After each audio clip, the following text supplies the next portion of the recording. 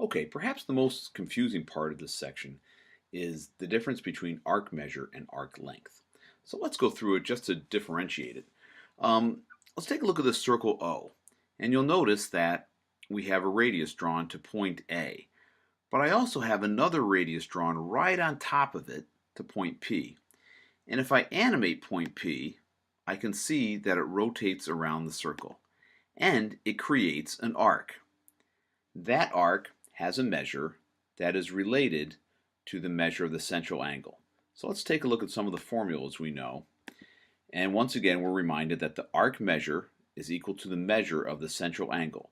So the measure of arc PA is going to be equal to the measure of angle POA.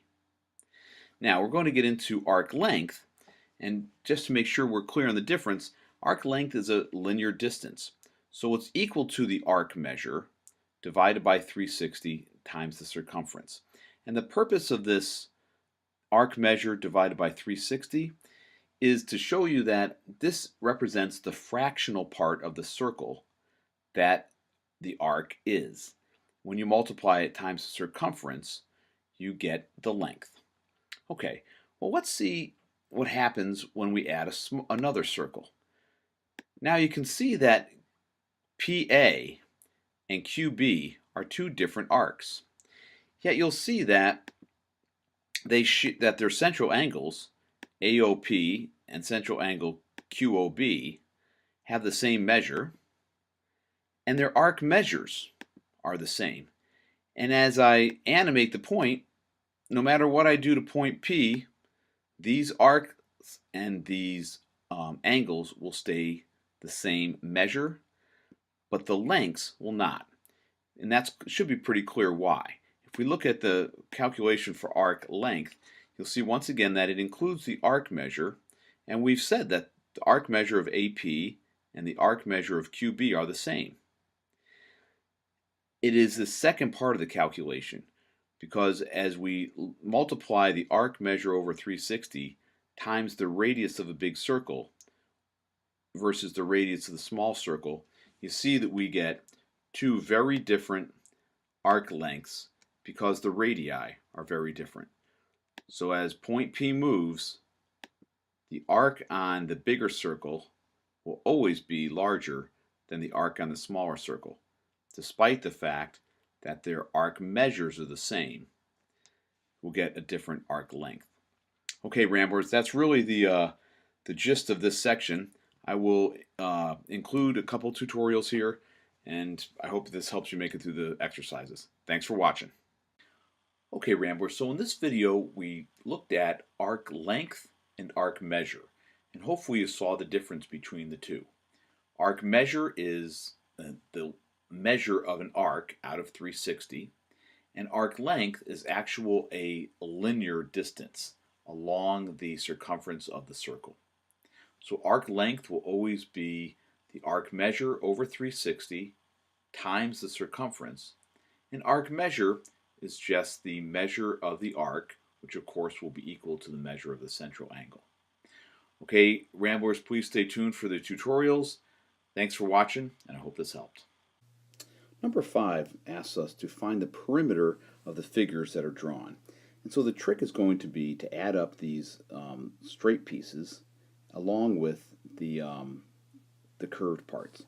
And so in letter A, I'm going to add up these 4 straight pieces here, and by the tick marks I can assume that all 4 of those are congruent, so that's going to be 4 times 10 plus we're going to have 4 of these arcs, and of course the arcs are going to measure by the tick mark there. I can see that it's 90 over 360 times the circumference, and since this 3 tells me that the radius of each of these is 3, I'm going to say it's 2 pi times 3. So the answer for A is going to be 40 plus the 4 and the 360 will reduce, and so I'll just be left with 6 pi. Okay, let's take a look at B then. So that's A. Let's take a look at B. We have 3 sides that are all 8, so that's 3 times 8, plus Now we have to find this curved portion, which of course is a half a circle that has a diameter of 8. So that's going to be 180 over 360 times 8 pi. And when you simplify that, you get b is equal to 24 plus 4 pi. Okay, C is going to be this ice cream cone shape, which has two sides that are 6 and 6. So that's easy enough. And then another half circle with a diameter of 12. So that's going to be plus 180 over 360 times 6 pi, which gives us a final answer of 12 plus 3 pi. And then the last one, D, see if we can fit it on here, is going to be these two straight portions, 3 and 3. So that's going to be 6, plus two semicircles. The first is going to have a radius of, or I'm going to say a diameter of 4, and the second one's going to have a diameter of 4 plus 3 plus 3, or 10. So we'll have 6 plus 180 over 360 times 4 pi plus 180 over 360 times 10 pi. And that's going to give us our final answer of 6 plus 2 pi and 5 pi makes 7 pi. Sorry to squeeze it in there. Thanks for watching, Ramblers. Okay, number 9 gives trouble every year, and it's mostly 9A. So let's go through it. In this picture, we know that AO is a radius of this arc, AB, and we're trying to find the length of AB. So the trick is going to be recognizing that this is an equilateral triangle. So this perpendicular drawn from B through O, perpendicular to the other side, that's going to bisect this side.